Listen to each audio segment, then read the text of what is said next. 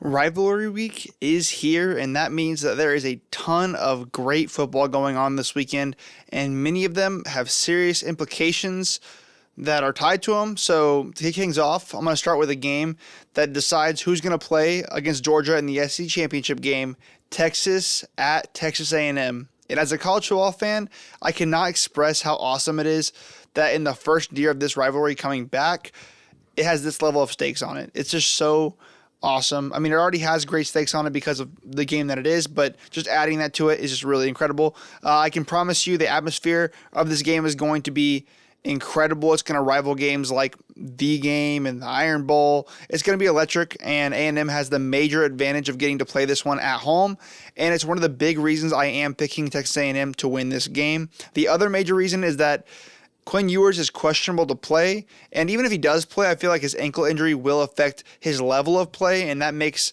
it hard for me to bet on the Longhorns. I know that A&M just lost to Auburn, and they have losses to South Carolina and Notre Dame, but Texas's best win is Vanderbilt, and they are far from proven to me at this point. I've seen a lot that I have liked about Texas. I think that they have a very solid defense. I think that they have a better team overall, but with Ewers out or injured and Texas A&M getting to play this game at home in a must-win position, I think that they will find a way to win it.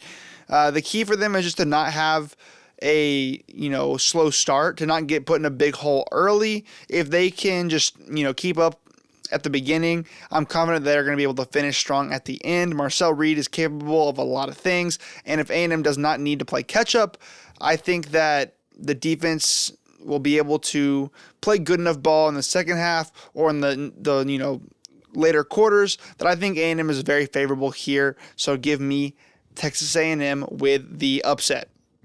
Next, I have the game, Michigan at Ohio State. And I'm not going to talk too much about this one because I think everyone has pretty much the same feel for this game. Ohio State is going to win it.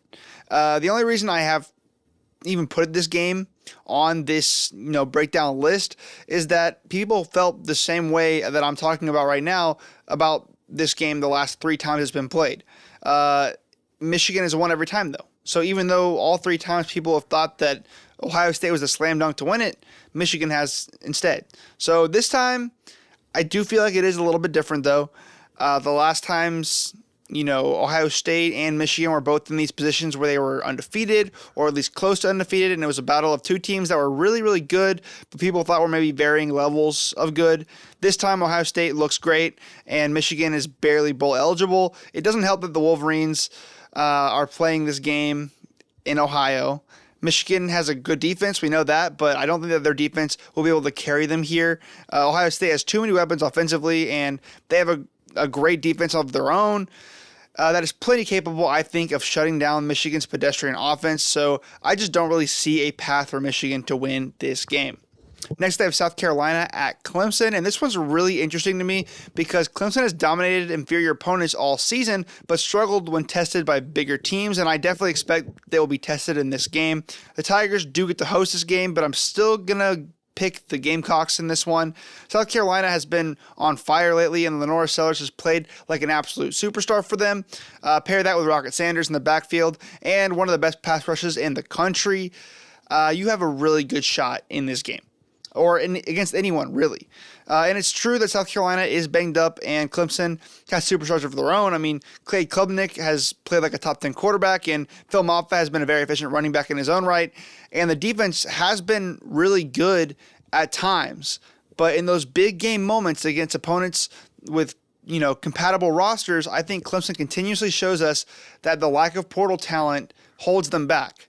And it's going to bite them in the butt, I think, in this game. They're not any crazy threats at wide receiver that South Carolina has to worry about.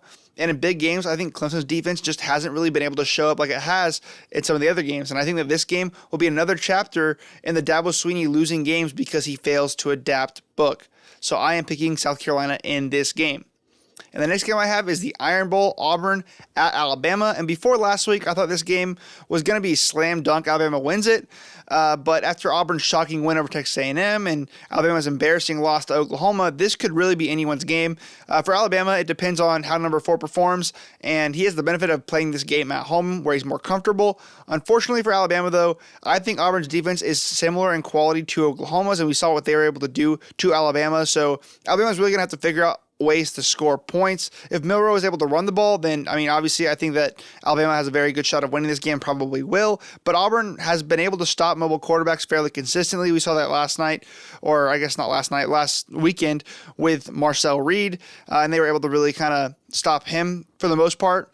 And if Peyton Thorne, Jaquindon Jackson, and Cam Coleman can play like they did last weekend, Auburn just has a real shot in this game, I think. Personally, I do think Auburn's going to fall back down to earth. I think they're going to lose this game. I expect Alabama to win here, and I think it's going to be fairly convincing. Moving on now to Miami at Syracuse. This game could very well decide who goes to the AC Championship to play SMU. I have kind of picked on Miami all season long for their constant struggle with mediocre to bad teams, and they're playing another one here in Syracuse.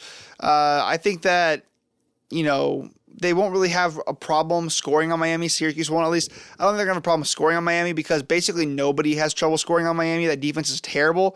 And I expect Miami to also be able to score on Syracuse because Miami has a very high-powered offense. The problem for Syracuse is that they are very prone to throwing interceptions, and that's just kind of the style of offense that they play. When you throw the ball as much as Kyle McCord does, you're just bound to have some interceptions.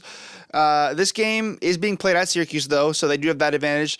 Not that the team really has a home field advantage because, there's not a lot of fans, I guess, for each team. Not that there's not a lot of fans for Miami. They just don't seem to fill up the stadium the same. So I think the big advantage is just not having to travel.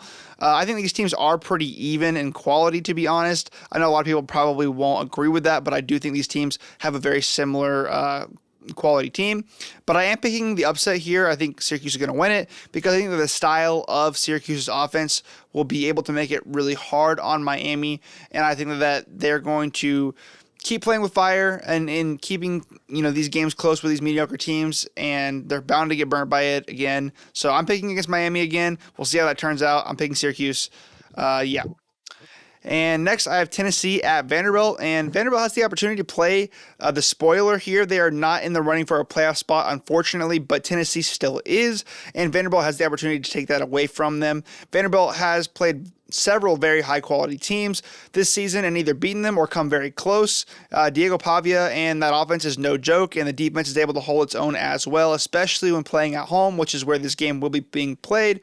The problem is Tennessee knows that they need this game, and they should know not to overlook Vanderbilt at this point, so they will definitely give Vanderbilt their full attention. And Tennessee's very strong on defense. They have an incredible running back in Sampson and a quarterback that can make big plays. Sure, he does miss some of his deeper shots sometimes, but I think he's going to be good enough in this game to secure Tennessee a win in a possible playoff bid. And last but certainly not least, I have Kansas State at Iowa State, and this is one of the mini games that will go into deciding who makes it to the Big 12 championship game. Iowa State gets to host this game, so that is already a major advantage for them. But on top of that, they are the more consistent team. It's hard to pin down what Kansas State is week to week. Sometimes they're amazing. Other times I feel like I'm scratching my head as to how they lost the game. The problem is they have a really big turnover issue. And Avery Johnson, their quarterback, while he is very talented, is pretty much the reason for most of that turnover issue. Those are a lot of interceptions. Iowa State, they're pretty consistent. They don't throw a lot of interceptions. Iowa State has a very salty defense. Rocco Becht is a very good quarterback. And I think overall, Iowa State is just the better team, and they get to play this game at home, so I'm going to take them to win. So that's all the games I'm going to break down. Obviously, there's a lot of games that I didn't cover, like Georgia Tech versus Georgia or Florida State versus Florida, and that's because those games don't really have playoff implications or championship implications at this point. They absolutely still matter in the grand scheme of things. All college football games really kind of matter, in my opinion, but I don't think that they are worth breaking down because I don't really see a point.